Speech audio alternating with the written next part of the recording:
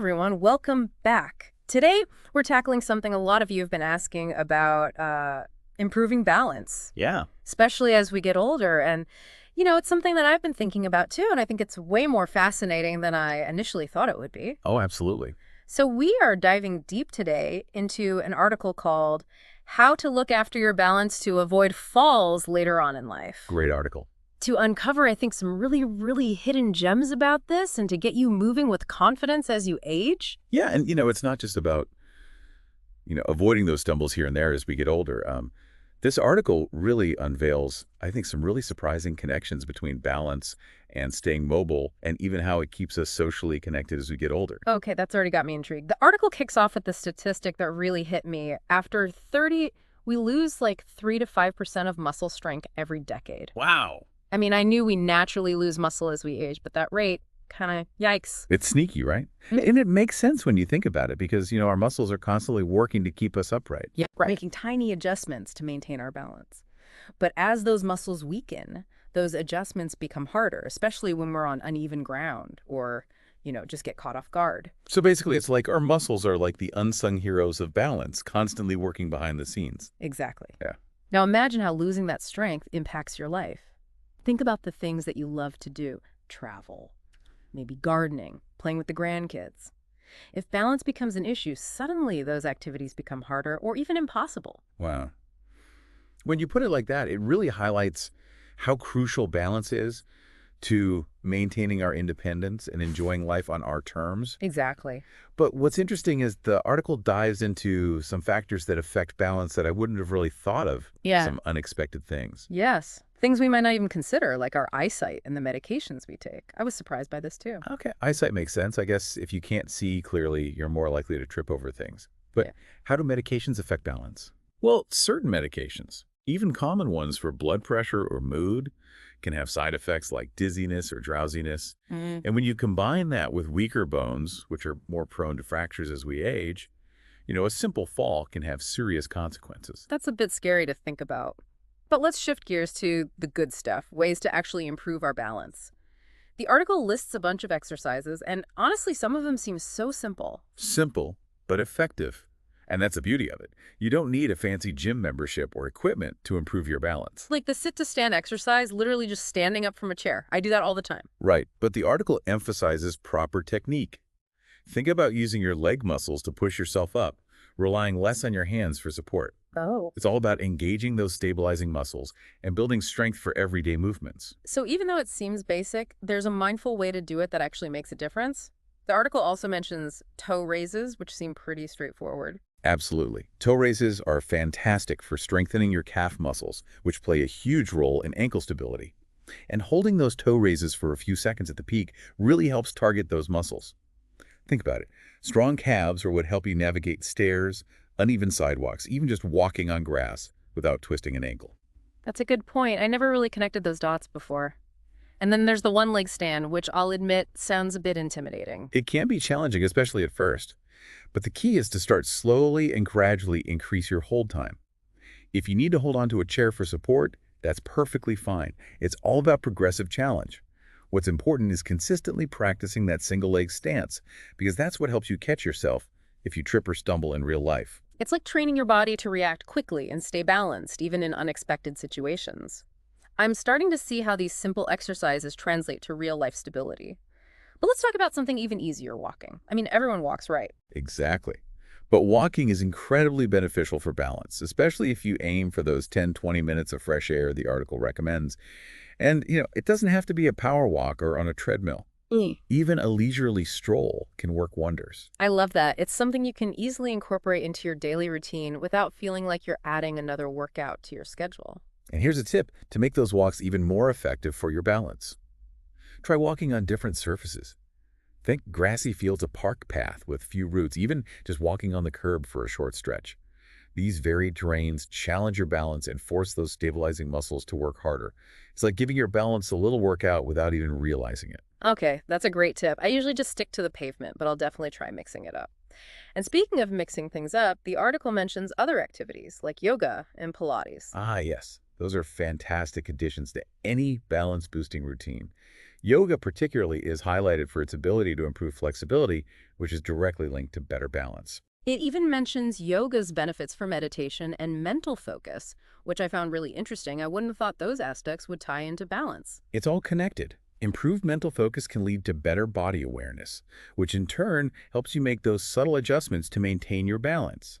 Plus, yoga involves a lot of poses that directly challenge your balance, like tree pose or half moon pose. So it's like a double whammy, improving both your physical and mental balance at the same time. And what about Pilates? Pilates is all about core strength, which is essential for maintaining an upright posture and preventing falls. Think of your core as the foundation of your balance. It's also a great option for people recovering from injuries, as it focuses on controlled movements and proper alignment. I love how the article provides such a diverse range of options. There's really something for everyone, regardless of fitness level or preference. It even suggests chair exercises, which I found super intriguing. Chair exercises are brilliant because they're accessible to almost everyone, regardless of mobility limitations. Something as simple as sitting and standing from a chair without using your hands can significantly build strength and stability in the muscles you use every day. It's like sneaking in a mini workout without even leaving your living room. And it makes those everyday movements like getting up from the couch or out of bed so much easier. Exactly. And while we're on the topic of strength, the article briefly touches on light strength training. Yeah, it doesn't go into specifics, but encourages us to consider how building overall strength contributes to better balance. And this is where seeking professional guidance can be incredibly helpful. A qualified trainer or physiotherapist can help you develop a safe and effective strength training program tailored to your individual needs and abilities. They can make sure you're using proper form to maximize results and prevent injuries. There are even resources online to help you find a local trainer or physiotherapist if you're not sure where to start. That's a great tip. It's easy to feel overwhelmed when it comes to strength training, but having expert guidance can make all the difference. You know what I really appreciate about this article is that it makes improving balance seem totally manageable even for busy people. Absolutely. It's not about spending hours at the gym, it's about incorporating these small, consistent habits into your daily life. Absolutely. And with so many options to choose from, there's bound to be something that fits your lifestyle and preferences, whether it's taking the stairs instead of the elevator, doing a few toe raises while you brush your teeth, or simply being more mindful of your posture throughout the day. Those little things can add up to make a big difference. It's about making balance a part of your everyday routine, not just something you think about when you're specifically exercising. And that's what makes this information so empowering. It gives you the knowledge and tools to take control of your balance and, in turn, your overall well-being. It really is about being proactive and taking those steps a day for a more balanced future. And the article doesn't stop there. It actually goes beyond exercises and offers some lifestyle tweaks that can subtly affect balance. It's like adding another layer of protection. hmm One that surprised me was the importance of regular eye checkups. I wouldn't have immediately connected eyesight to balance either, but when you think about it, it makes perfect sense. It's all about spatial awareness. Mm. Even minor vision problems can increase your risk of misjudging distances or uneven surfaces. You might think you're stepping onto a flat sidewalk when there's a slight dip you didn't see. And those little stumbles can lead to bigger falls, especially as we get older. So staying on top of those eye exams is crucial. The article also mentions something I found helpful, making your home environment safer. Ah, yes, fall-proofing your home. It's such a simple yet often overlooked step in maintaining balance and preventing accidents.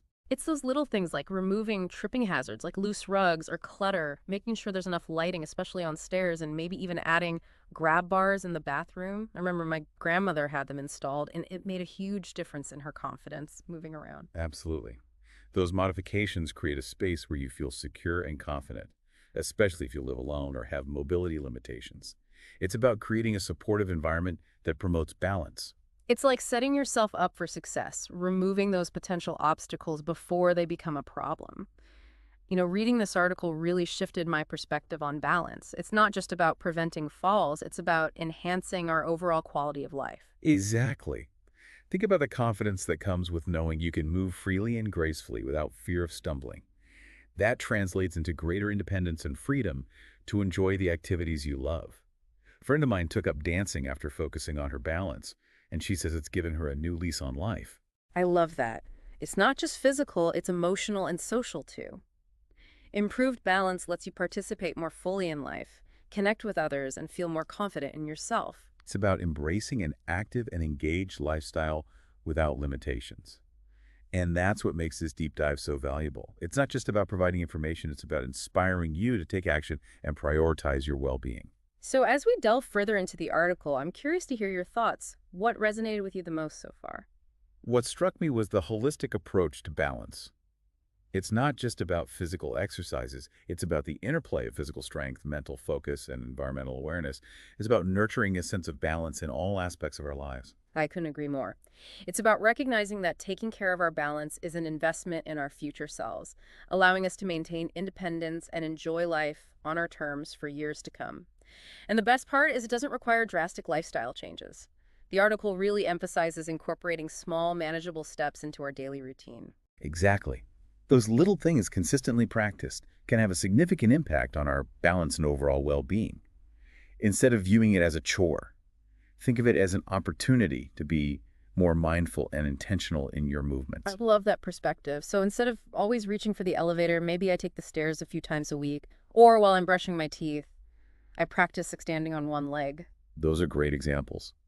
Even something as simple as being aware of your posture while sitting at your desk can make a difference. It's about integrating balance into your daily life, not just relegating it to specific exercise sessions. It's like weaving balance into the fabric of our day, making it a natural part of who we are. Yeah, it's like building that foundation of balance so we can, keep doing all the things we love as we age. And that's what makes this information so empowering. It gives us the tools to take control of our balance and in turn, our well-being. It's about being proactive and taking steps today to ensure a brighter, more balanced future.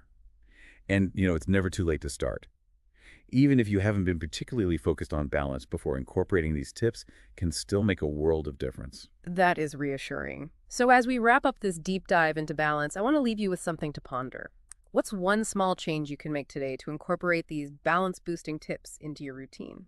Maybe it's as simple as holding onto the kitchen counter while you do a few toe raises as you're waiting for your coffee to brew. Or perhaps you try a beginner's yoga class online. Or even just stand on one leg while you're brushing your teeth. It doesn't have to be a huge commitment, but even those little things done consistently can add up to big changes. Imagine feeling more confident walking on uneven surfaces, navigating stairs without that fear of stumbling, or just feeling more stable and grounded in your everyday movements. It's about those little victories that contribute to a greater sense of well-being. And ultimately, it's about empowering yourself to live a fuller, more active life, regardless of age. So take that first step, however small it may seem. Your future self will thank you for it. That's it for today's deep dive. We hope you found it insightful and, most importantly, inspiring. Until next time, stay balanced.